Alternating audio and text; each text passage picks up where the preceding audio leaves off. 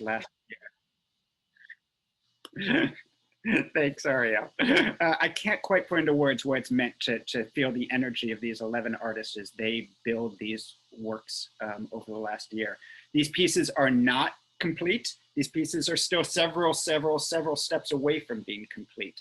So what you won't see today is that, a reading of a complete piece. What you will do, what we'll have the opportunity for today is to drop in on the process of building a show.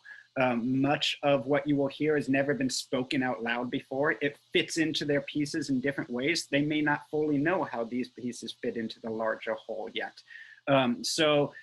It is really a great opportunity to watch as an artist starts to shape and figure out their own work. We are thrilled to have two of those artists with us today. They will both be familiar to folks who have been coming to the Logan Festival for solo performance. Juan Francisco Villa, who was in our first ever Logan Festival and has also come back and directed multiple shows with us, Jesus Happy Train, as well as Columbinus. And Khanisha Foster, who was in our most recent of Logan Festivals. We are thrilled to have them both back here with us. They're going to share a little piece of both of their shows. And then afterwards, I'm going to ask Deirdre Starnes, who you see in my lower right corner, at least, our Associate Artistic Director, to join me in a little post conversation with Juan and Khanisha. And we invite you all to please share your questions and thoughts as well. And we'll make sure to pose those to Juan and Khanisha as we go forward too. So I think we will dive in, and without any more of me, I'll introduce my friend Juan Francisco Villa, who's going to give a piece of his show, Finding Pancho. And then we will go to Khanisha, and then we'll have the conversation. So Juan, it's all yours.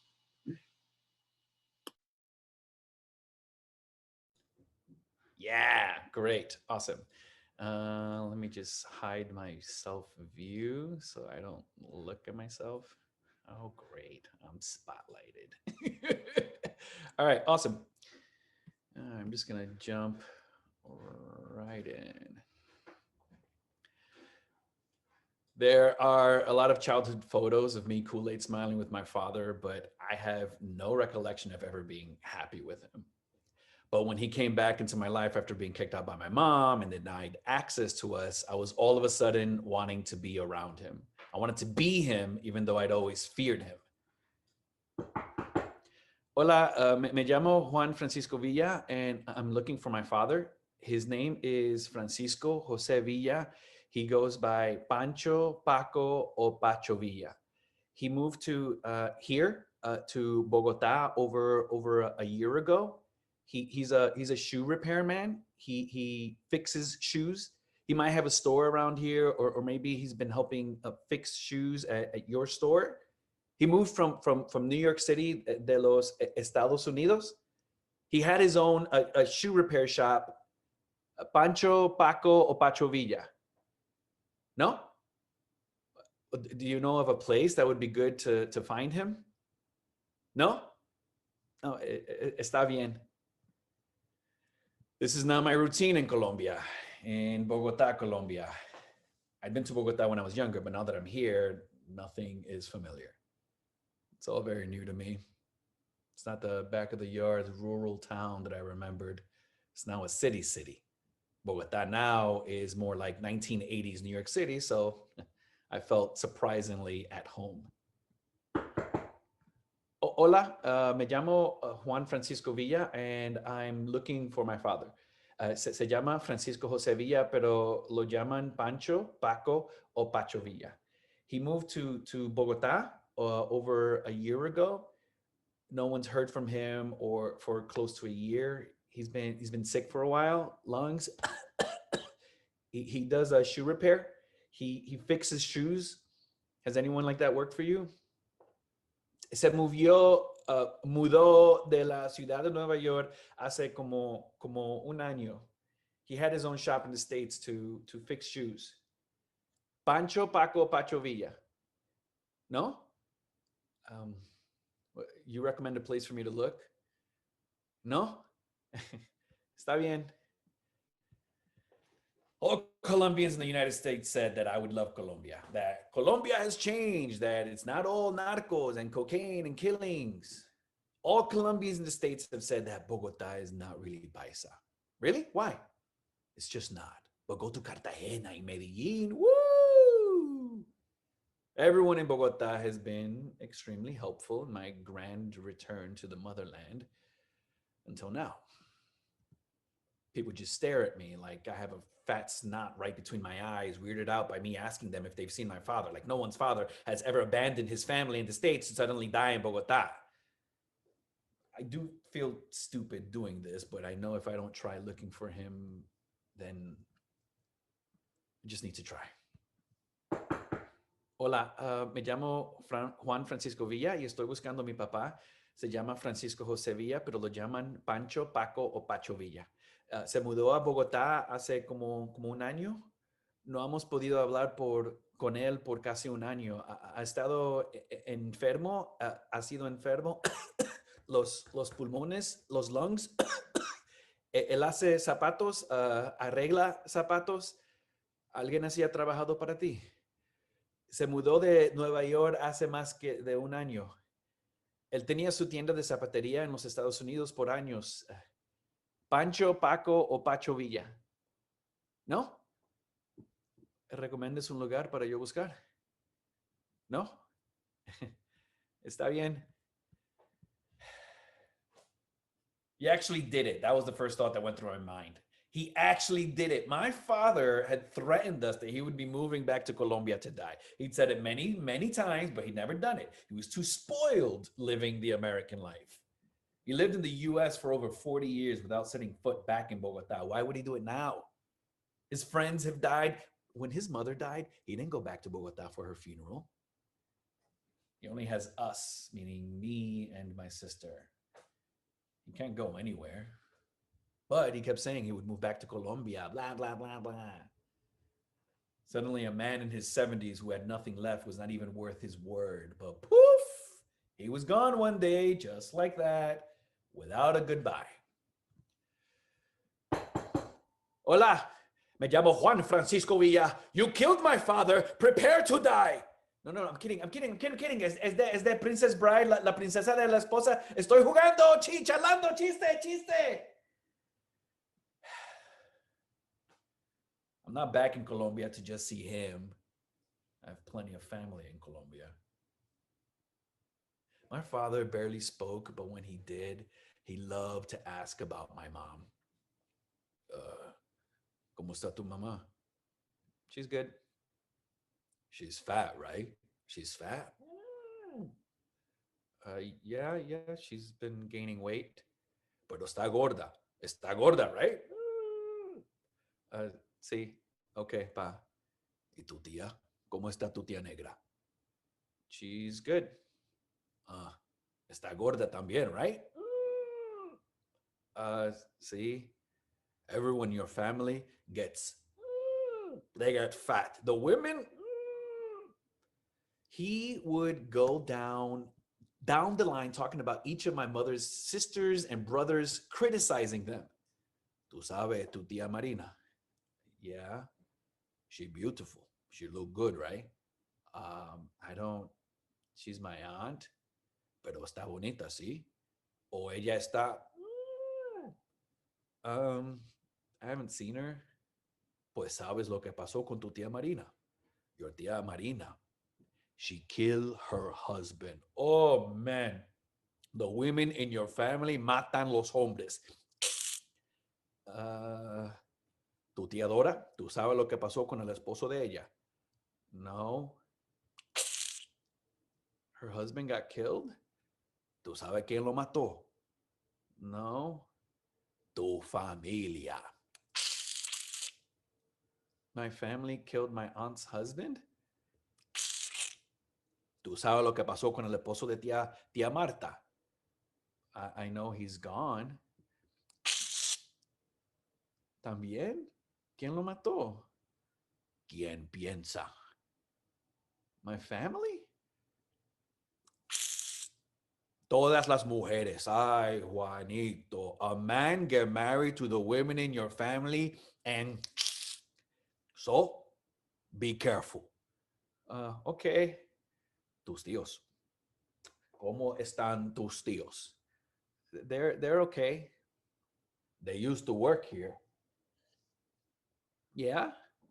Yeah. I gave your tío Alvaro, your tío Chepe, your tío Luis. When they got here to the United States, I gave them a job to work here. What you do now? What you do, I had them do.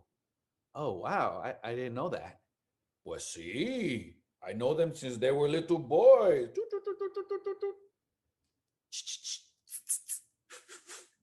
It's too much work. Oh, they wanted money, money, lots of money, not hard work. They wanted lots of money. And I said, okay, go. They leave. Now, look at what happened.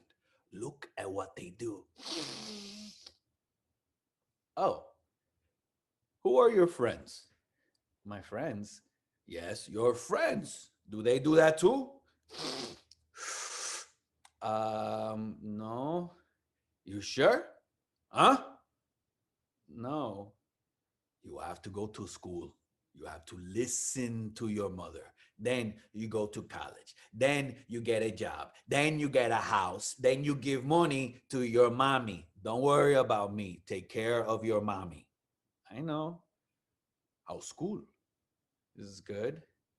Good, good, good. You're not hangueando with your friends in the streets. I spend time with them. You be careful. The people who they are not your friends. You understand? You're the one that gets in trouble. I know. Oh, do you? You know. See, pa, I know. Oh, then you know everything then. This is hard work. This is to help you. The is work. I do work. My store, I am my own boss. If you want to be your own boss, then you have to go to school. You have to not do the be nice to your family. Don't do what your uncles did, or else you die. I know, pa, I know. Okay. Do you know Tia Marta? Yes, I know Tia Marta. Do you know what happened to her second husband? That my family killed him? I know. Why would your family kill him? He was a good man. You told me that my family kills everyone.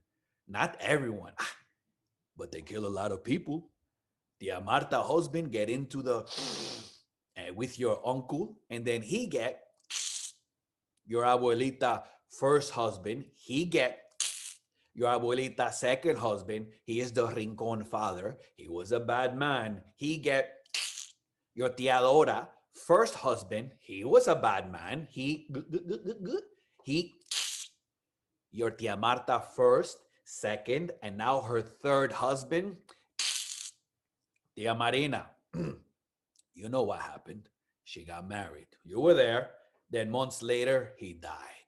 They found him in dead in an alley. Cover of the paper. You know El Diario? Like that, pero en Colombia, like the New York Post. Marina husband dead. You know what happened after that? They found out who did it. Oh, yeah, yeah, yeah. You know who did it? Tia Marina. No Tia Marina. Tia Marina did it, but she didn't kill him. She got some people to kill him. Oh, damn. Yeah, damn. She got him killed so she can get money, el seguro. Oh, life insurance? See, and now she in the cuckoo. What, crazy like the insane asylum crazy? Yeah, she crazy. Your tia Marina crazy. Your mommy crazy. Your tia Dora crazy. Your tia Negra crazy. All of your family crazy. Your family tragedia. Puro tragedia. Yeah, I guess my family is pretty tragic. See, tragic. Tu family, puro tragic. I am so lucky I left your family, or else I would be And your mommy would sit on me. She'll sit on me because and I'm so skinny. Okay, that's it. Clean the floor. Go. The worst part was getting home after being home with my pops for the weekend. My mom would ask, "So, ¿cómo te fue con tu papá?" Bien, it was good. Bien. What did you guys talk about? What was I supposed to say? I never told her. I don't want to betray my father's trust. I was 4 when my mother kicked my father out from the apartment, destroyed my father, or I think it did. She had confronted him with everything he's done to her, how he gambled and drank his money away, how he wasn't there for my birth. He wasn't there for days. The nurse brought clothes for my mother to wear. There's a picture of that nurse carrying me. How my pops never helped us. She confronted him on how he beat her, beat me, beat my sister. And he just let her go on and on. He was drunk. He just stayed shut and listened. She finished and left him, with no one to blame but himself. That should make me feel really sad for him. No one to hit, no one to yell at. Just him and his demons.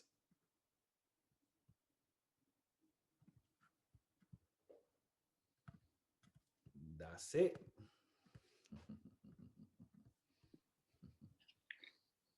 Thank you.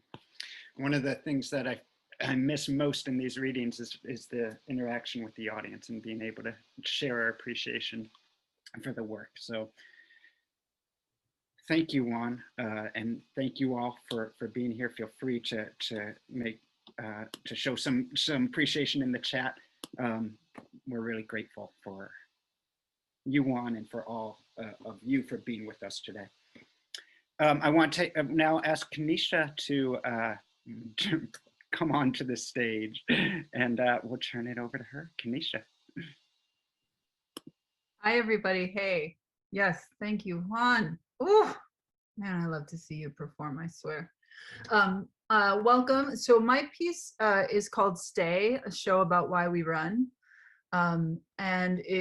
Today I'm just going to introduce you to 2 sections where you get to meet both of my parents. We thought we'd do a family thing today. And then I'd love to talk to you more about it when I'm done. The first piece, it was written originally for me, my father, and my sister to perform together. And for the solo piece, I'll be performing it by myself. Here we go. Hi, my name is Russell, and I'm a drunk, a dope fiend, a liar, and a thief, and it gets worse when I'm drinking. The first time I got drunk, I was on a beach about 16 years old, and I was with some older guys, some friends of my brother's, and I started drinking with these bottles they were drinking from, and I don't really know how I got home. It was about 3 miles from the beach where we were. The one thing I do remember that night was afterwards, in the middle of the night, I remember being in the bathroom quite a bit and hugging the porcelain chariot and the room spinning. And I pulled my head out of the toilet and I looked up and I said to myself, this is great. I got to do this again. I was 3, maybe 4 or 5. You were 5. I was 4. The years kind of melt together. I was trying to go to sleep. I was the early riser. You, my sister, on the other hand, had the constant need to keep me entertained when all I wanted to do was close my eyes and go to bed.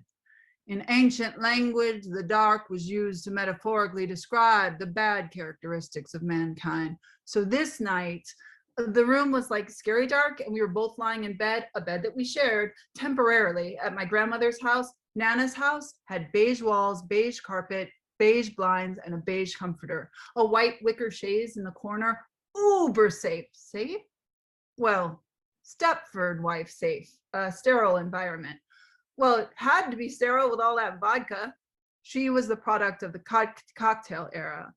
When faced with any kind of conflict, Nana held it with a martini and a smile. That must have been where Mom got it from.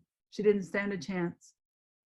Part of recovery is being able to face the music, to acknowledge behaviors that are pointed out by other people. You have to be willing to face these assessments openly and honestly, because you can't remember what you did the 2 decades while under the influence in the first place. You kept bouncing on my side of the bed. You wouldn't let me sleep as usual. I wasn't bouncing. You were stealing the covers. Either way, you were being annoying. Is that why you pushed me off the bed? I didn't push you off the bed. Well, maybe I did. Did I happen to call you a baby too? You did. I remember because I jumped back on the bed ready to attack you with my pillow, and you were already asleep, and you had your back to me facing Nana's closet that was filled with board games and all her dresses from the 60s. And I got real close to you. And just before I whacked you with my pillow, you let out one of your monster snores. I'm surprised it didn't wake up the whole house. It sounded like a vacuum dying. Well, why didn't you just hit me anyway? It's not like you would have woken me up. And if you did, it would have just pissed me off even more. Well, yeah, because I didn't think of that. Damn it. Instead, I just plumped the pillows loudly to try to get you up. I remember I finally gave up and I put my back to you just to spite you, you know? And I was looking at my reflection in the sliding doors that led to Nana's balcony. Oh, yeah, totally. We always climbed over that thick railing to get into Nan's condo, even though it gave us splinters. Well, having splinters was better than having to tiptoe through that pastel hallway. Yeah. You always knew you were in the suburbs then. Anyway, I was looking at my reflection in the window, and because it was so dark outside, I could see it really clear. I was trying to make my face look all hard, you know, so that I didn't look like a baby, and I was squeezing my eyebrows together, doing Dad's look. Yeah, exactly. That look when someone had pissed him off or when he was high, like real mean, you know, like how he used not like how he used to look at us, like all glowy and whatnot, not, but how he looked at everybody else back then. Yeah, I know it. And I almost had it when I noticed the glass moving smoothly to the right. It didn't make any sound at all, and I wondered for a second if I was dreaming, if it was an illusion, and then I realized it. My eyes searched the bottom of the door to see the metal rod, the extra lock, if it was still in place, and no, it was hanging diagonally off of the grid. I shot up in bed, and there was Dad. Not 2 inches from my eyes, and he was smiling in slow motion. His grin was sweeping across his face like wine spilled on a tablecloth, but his eyes were shooting all around his sockets quickly, not settling on anything for long. I used to call that heroin Dad when he'd show up from a binge. Any alcoholic or addict that feels they suffer alone is a lie. That's an illusion. But this time in particular, he was like really hyped up. He was saying it was time to go, that Mom couldn't keep us from him. Nobody could. She was hiding us there. I learned that I dragged everybody that loved me, that depended on me, that needed me to be there. I drugged them through my mess with me. And I remember him saying it was time to go. And then we left, right? No. Then Mom came in. Really? I'm allergic to alcohol. 1 drink and I break into a fatal rash of stupidity.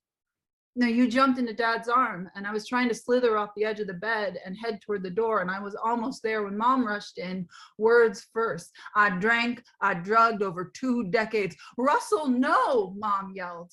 I woke up in abandoned buildings and abandoned cars, living beneath the surface, at the exterior, among the accessories. No, Russell. Went to jail 54 times. She was screaming. Went to the penitentiary 7 times. She was there. Pursued the ridiculous and embraced the absurd. Killed myself twice in the quest for just 1 more. I slid behind Mom. Yeah, you were always on Mom's side while I was always on Dad's. Went to pay a bar tab and dope dealer before I buy food for the house and diapers for the kids. You can't keep my kids from me, Julie, he shouted. It was the first time I ever heard him raise his voice in Nana's house. It must have been the only time. He focused on me. Khanisha, get over here. His eyes were wet, holding these pockets of tears, and for a second I could see him in there. I stepped in front of Mom, and he knelt to my level, looking right into my eyes, like pleading. We need to go. For a second, I thought I should go. And then I felt Mom's hand pulling at my pajama shirt. And I looked back and I said, I can't, Daddy. Mommy needs me. I must have did it 100 times before it dawned on me that something is wrong with this behavior. Dad's eyes buzzed in his head. I need you too, God damn it. He exploded. Mom jumped in front of me. Dad pushed her into the wall. I don't even remember her being in the room. She hits it face first. Dad grabbed me with his giant arm and I was up in the air and he was holding me sideways and Mom jumped onto his back. It's like that memory is totally missing. And I fell onto the bed and I scurried towards the wall like a cockroach. And they looked like a carnival ride. And Dad was spinning around trying to fling her off and Mom's legs were flying through the air. What happened next? He cracked her against the wall. What? To get her off his back, and those long beige shades went flying off and she crumpled to the ground like Raggedy Ann. Was she hurt? We weren't there long enough to find out. And Nan came in and she stood in the doorway with her arms stretched out to us. She was politely, urgently whispering, come on, sweethearts. Let's go in the other room. Let the grown-ups work this out. As if it was normal, like everything was cool. I thought about going to her, but I ran over to the bed in the opposite direction, trying to get Mom's side instead. But before my feet hit the ground, Dad grabbed me in one arm, you in the other, slid through the open glass door and put us down on the cold grass on the other side. I remember that part. My feet were wet because we didn't have any shoes on. Yeah, in fact, that's what Mom yelled out when she carried us to the car. Russell, they don't have any shoes. And Dad yelled back, they don't need shoes, they got me. You were crying. You were brave. You were worried about Mom. You were worried about Dad. He put us in the back of that car, just one of the many cars he drove that showed up once. He put us in the back and you climbed into the front, kept trying to talk him down, but nothing could stop him. He was swearing and yelling about what the world had done to him. Fuck the world, fuck your mother. Poor Dad. Ain't nobody gonna hurt me or you ever again. Fuck these people. He thought he wouldn't see us ever again. You sure as hell never gonna see that woman again. Don't even think of her again. So he took us. He was in some daze of words, but there you were, right with him, just this little girl up on her knees in the front seat saying, it's okay, Daddy. It's gonna be okay. And the only time you took your eyes off of him was to look at me. Go to sleep, he said, in between calming Dad. Khanisha, don't look. Just go to sleep. I didn't think you remembered that. So I looked up at the endless trail of streetlights and the railroad tracks leading to the sky, and I made myself fall asleep. I hoped that you didn't remember that. Something was wrong with this behavior. When I went into treatment, they said being sober is like standing on a railroad track. Now, see, this was really testing my genius. They said you don't have to worry about the second car, the third car, the fourth car, the 20th, or the caboose. It's the first car that's gonna kill you. Things that make you go, Now, addicts, they think they suffer alone, and they're lying to themselves. I was dragging everybody that loved me and cared about me and depended on me through everything that I was going through. I told you earlier that in ancient language, the darkness was used to describe the bad characteristics of mankind, and conversely, the light was used metaphorically to describe the good characteristics of mankind. And to take it a step further, light, by its very nature, dispels the darkness. We were parked in a gas station when you woke up the next morning. It was just you and I. When I opened my eyes, you looked fine. You looked like nothing had happened. The fighting between our parents always wore you out. It took its drag on me too, but I wasn't allowed to show it.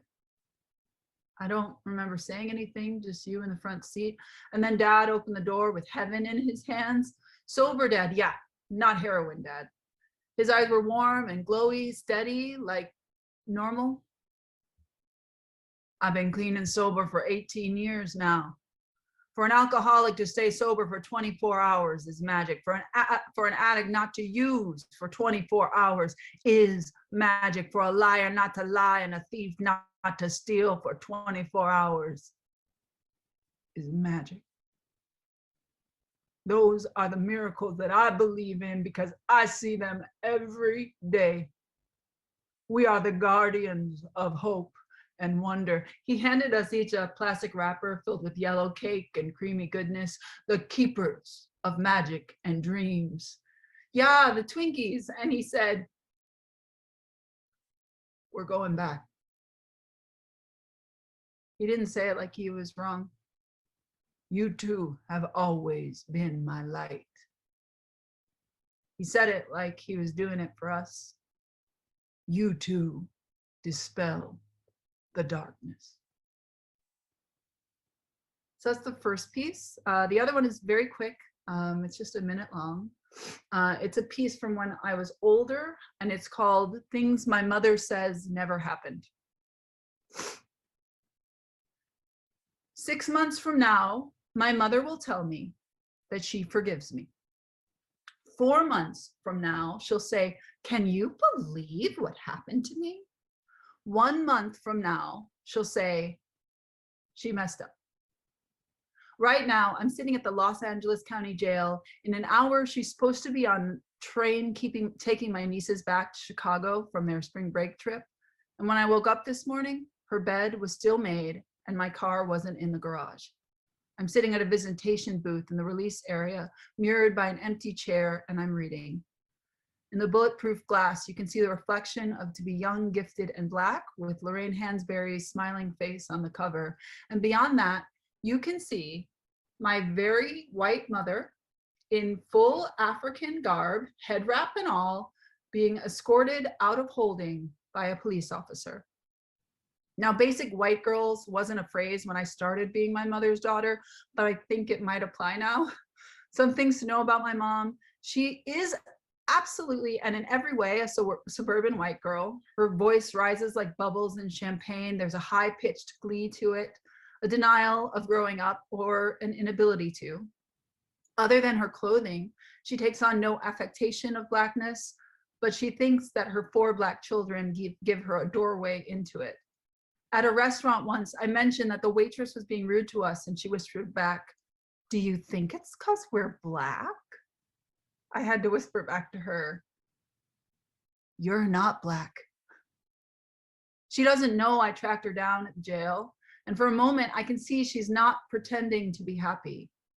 I haven't seen this since I was a little girl living in her house. We were like co-conspirators then, so I was privy to her secrets. She would coach us on how to cover for her. Don't tell anybody mommy's gone. Tell them I'm in the shower. Tell them we paid for these. Smile at the officer and let mommy do the talking. Let mommy sleep. Mommy needs to sleep. Mommy doesn't feel good. When they buzz her out, she sees me. And before she can fake happiness, she cries and hugs me, which is unusual. I actually can't think of the last time she hugged me. I stiffen. My lips purse in the numbness I've acquired from a lifetime of worst case scenarios. As opposed to anger or devastation, you tend to feel like, here we go again. Because if you let yourself believe it will never happen again, you'll only get hurt. I have to stop doing this to you, she says with a squeeze and a wobble. I'm sorry. I'm never going to drink again. This is the moment that will be far away soon. The moment when we're both standing in the middle of the facts. On the train back to Chicago, she'll rewrite everything. She'll erase the 2 empty vodka bottles from the front seat, and the broken axle of my now totaled car will go with it. And the moment she admitted to having a problem will be like a ghost story. 6 months later, she'll drunkenly corner me at my sister's housewarming and tell me that she forgives me for that night. And I'll be grateful for the numbness because the rage is exhausting. Thank you.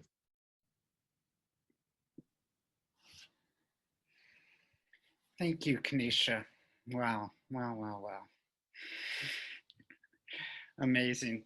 Feel free, as I see you all already doing, to share some love with Khanisha. We know that there is applause happening in rooms all over the DC area and indeed all over the country. You two are just incredible. We're going to take a breath and try to transition into a little conversation. Welcome, Dee. I think that you all, as you have questions and thoughts that you might want to ask and share with Khanisha and Juan, you can send them to Ariel, who's our Zoom host today. Ariel, maybe you can give them a place in the chat to respond. There she is. So feel free to send your questions and comments to Ariel, and we'll get to them shortly. But Dee and I, in the meantime, are going to start the conversation with Juan and Khanisha. Thank you both so much. Oh my gosh, really. Dee, I'll go first because I don't want you to steal my question, and then I'll turn it to you. But I'm actually really thrilled that Deirdre and her genius has paired you two together, because you both have used the solo platform as an opportunity to write and perform autobiographical work, and tell your own stories. And if I'm not, for those who don't know, I've known Juan and Khanisha both for many years, so this is kind of homecoming for me. Just being with them is so wonderful. But you both started as performers, right? And you both, before you were writing your own stories, and you were, you know, a lot of actors will talk about liking acting because you get to step out of your skin and be somebody else for a while. And you both chose to come back into your skin on stage and to tell your own stories. And I wonder if you might share a little bit about why and what the power of telling your story is on stage, and especially to do it alone on stage, what that's meant to you and why you choose to work in this medium in that way. And I'll let you all choose who wants to start.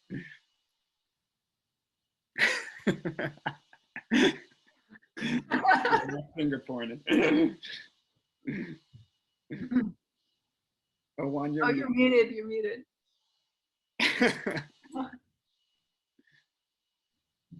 Unmute. Great. Got it. Great. It's, I mean, that's still an issue now, you know, just in developing this is, I can feel my like subconscious and my body resist like exploring this kind of stuff. My family was here for a week, and I had grand emotions of just thinking, oh, I'm gonna put a recorder and we're gonna talk and we're gonna just like share stories and just see what naturally comes up. And I'm glad I never did that. I mean, it was just great to just be present with them, and in a lot of ways, just not hold on to the past. And then of course, things are naturally shared, that things have come up. And so, and I thought about writing it for today. I was like, no, let me just like let that sit for a while, because sometimes unpacking and processing that's at the same time is just awareness and processing can be overwhelming for myself. But it was fun to explore a character, what I always consider is the most annoying character, which is the Juan character. And so it was great to fight for myself the way I do for other characters that I play.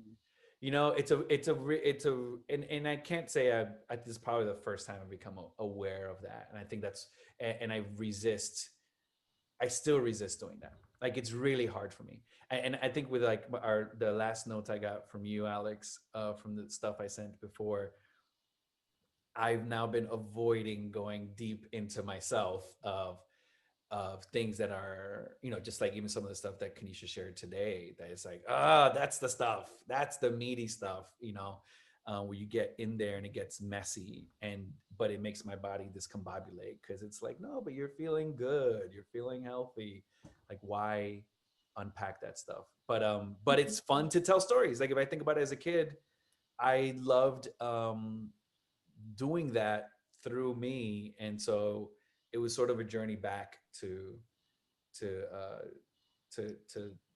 telling, performing as myself through stuff that I'm thinking about. So that's a long-winded answer to, I don't even know if I really directly answered what you asked, what you brought up.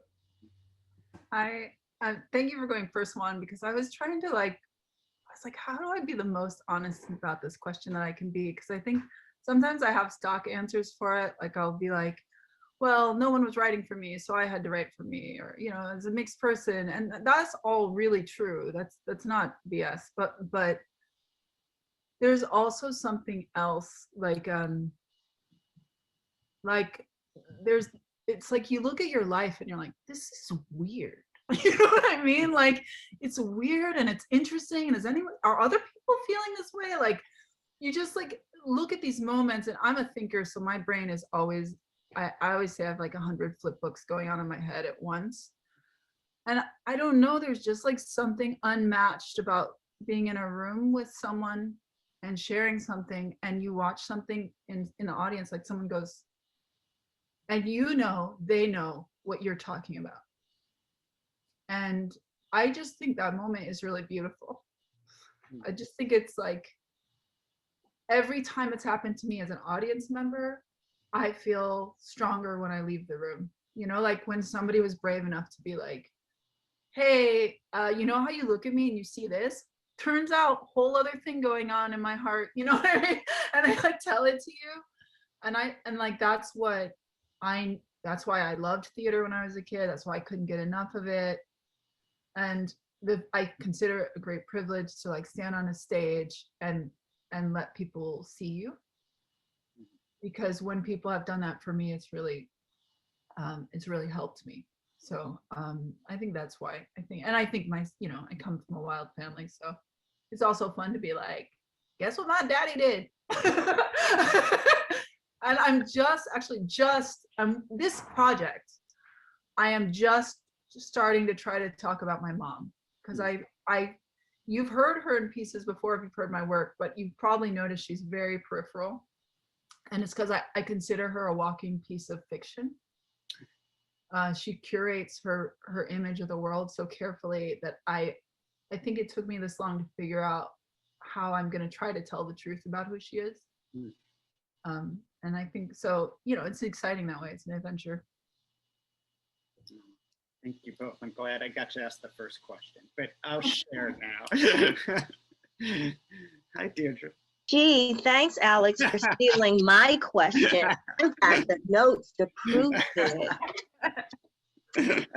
Thank you all so much for your vulnerability.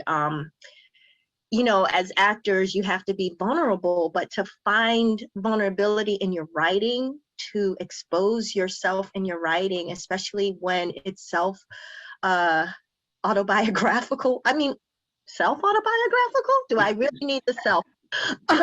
Why shaking your head at me? Khanisha, this is so awesome for me to see you at this part of the process, because you were one of my first solo shows that I saw at First Stage, because I was just getting ready to come on board, and we met at the reception. Juan, I never saw yours, but I saw your work as a director. So, you know, this has just been really amazing for me to see you both in this way. And so my question for you is, what I found was so beautiful, because both of you played several characters in your family. And what I found so interesting is that you were so objective in how you portrayed your characters. I did not think of any of your characters as the bad guy or bad person or the villain. I thought of them as people. I thought of them as human beings. And that was largely because how you portrayed them. How do you get there? How do you, in your writing, how do you get to a place where something or someone that has kind of caused you a little hurt or a lot of hurt and some pain and some trauma, how do you expose them without making us feel like they're bad people? Mm.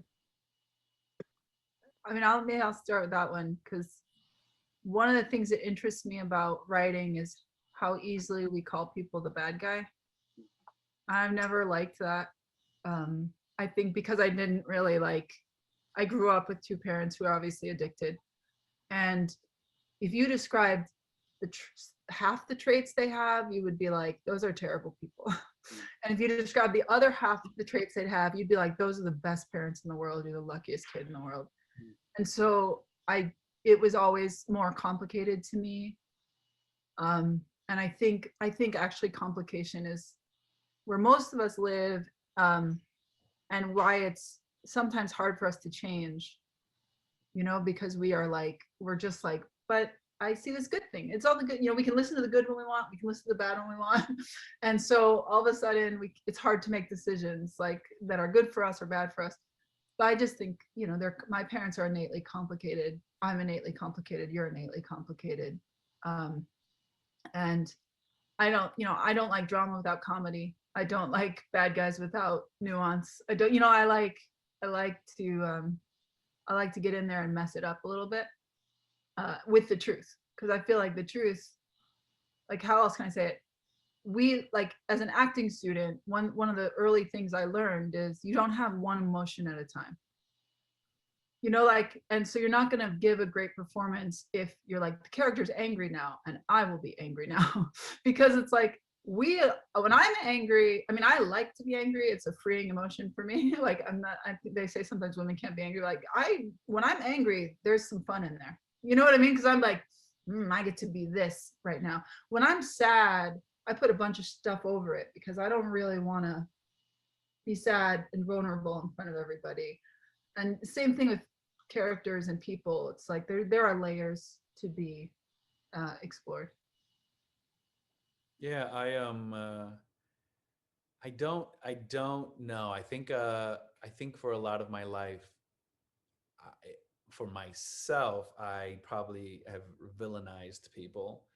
I probably in my one hand, and I would say at different points in my life, I would say I villainized my mom, I villainized my father, and then there's some other random people that are probably connected. But then when writing about it, something happens where I sort of am forced to explore another perspective, or I start documenting different stories, and then I can just look at the puzzle of a person by their actions or their words, and it's oh, well, there's this and there's that, and it sort of starts happening. If I'm writing something fictional, I don't know why that, and I know why, but it's easier to not write a villain fictional. And I'm always drawn to those folks. I mean, look, Cruella is a film that was made to sort of give perspective on Cruella de Vil and for 101 Dalmatians. And yet a lot of people in this country won't look at the other side. For real people in real life who have been marginalized, they're not going to go, ooh, I wonder, something must have happened maybe this time. They're like, no, bad. But they're going to pay millions of dollars to watch a film like that. But anyways, for myself, as I'm getting older, I am more aware of the things that I've said and done. And so now it's making me go, fuck, I got to reevaluate my mom, reevaluate my father, and look at, now I understand more. A thing that I started learning in my late 30s was, this is how secrets are built. Now, for a long time, I just didn't understand why there were secrets that I needed to know, and I didn't know why people talked. And even to this day, it's I get it. I'm a very pushy, inquisitive person, and no, talk about it. Let me ask you all these questions. And I've just learned to just go, you know what? Some people have stuff, whether it's family or friends, and when it's time, it's time.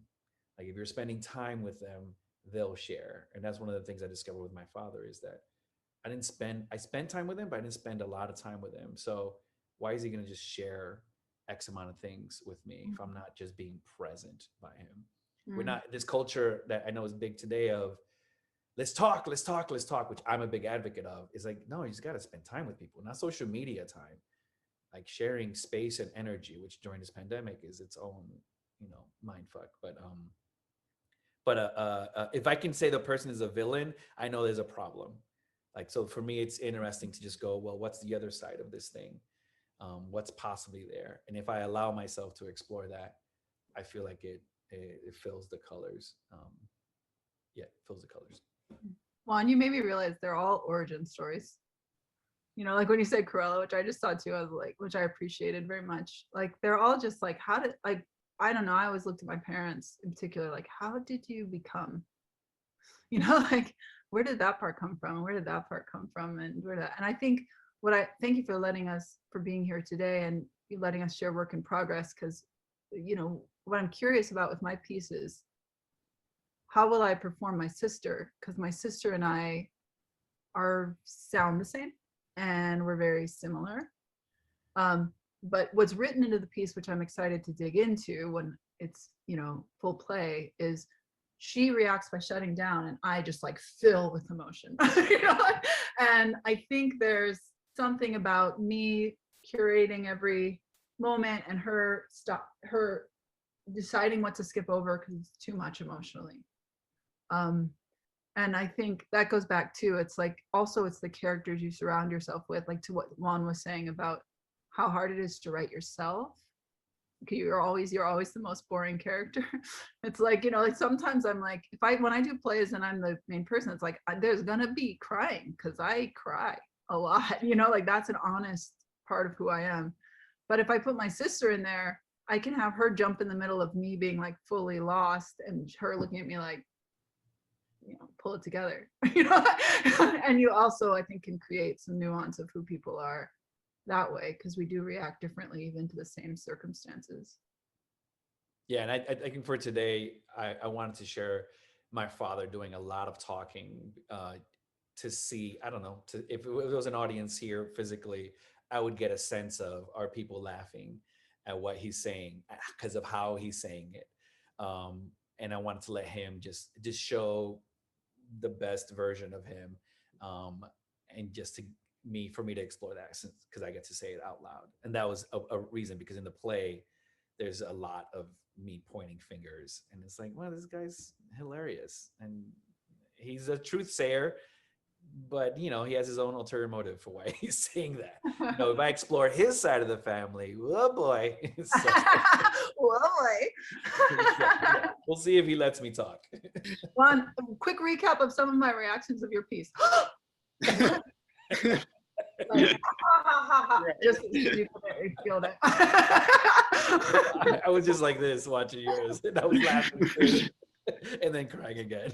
Like, oh yeah. That's the meat right there.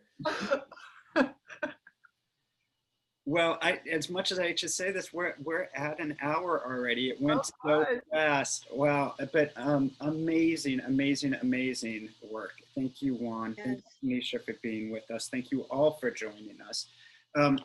As most of you know, I think the commissions came sort of organically as an offshoot of our festival, our Logan Festival for Solo Performance, which we've now been doing for finished our third year just before the pandemic. We're really excited and announced just this week that our return to live performance will be with the Logan Festival. And we're going to be performing it outdoors for incredible shows in August and September and October. Please go to firststage.org. It will be at the Borough Park, which is just a few blocks away from the theater, for those of you who joined us either in person or live stream for the New Brain concert. It's at that same space. And we are thrilled to be back in performance with the Logan Festival. So please come join us for that. Please come back to the First Looks as we share more and more of these artists as they let more of their pieces come out. And Deirdre, what am I forgetting?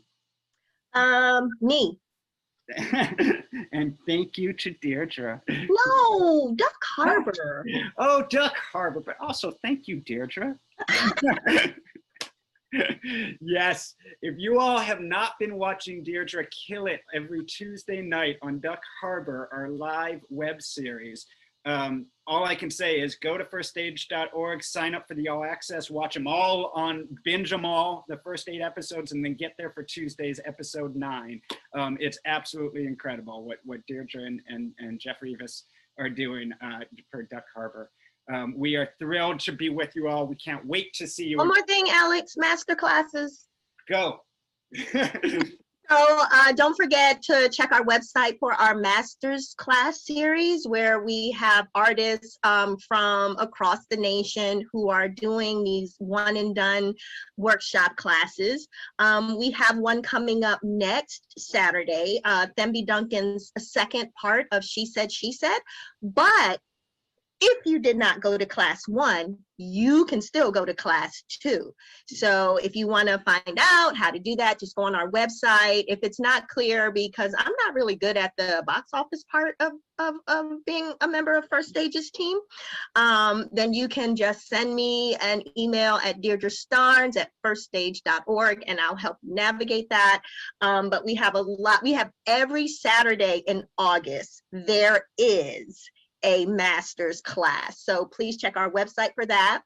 And don't forget to join us. We have 2 more first looks left in our series. And then we have a big roundup of all of our solo artists coming up in December. Thank you all for joining us. Alex, I think that might be it. There's a lot going on. I'm so sorry to interrupt. Is there something happening tomorrow that we should talk about? I don't think so. I don't think we have anything tomorrow. So Okay. yeah, thank you all. Please go to firststage.org, and Juan, Khanisha, it's so wonderful to be with you all. We can't wait till we get you back on the East Coast soon. All right. Thank you, everyone. Thanks for being with us. Thanks, everyone.